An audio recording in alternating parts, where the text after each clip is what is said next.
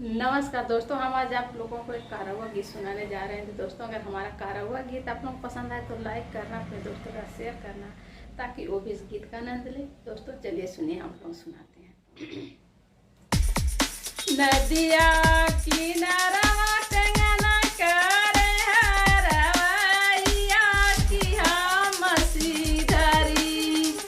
की हम सीधरी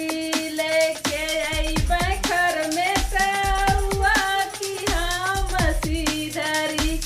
लेके अइबै घर में तरुआ की हम सीधरी जब तू ही सीधरी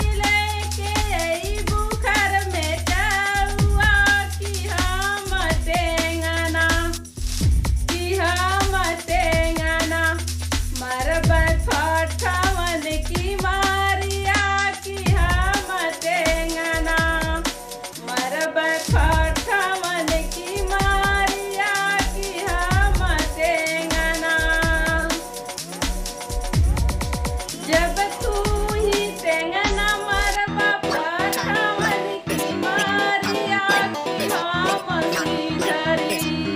की हम सीधरी चली जइबै नैहरवा की हम सीधरी चली जइबै नैहरवा की हम सीधरी जब तू ही सीधरी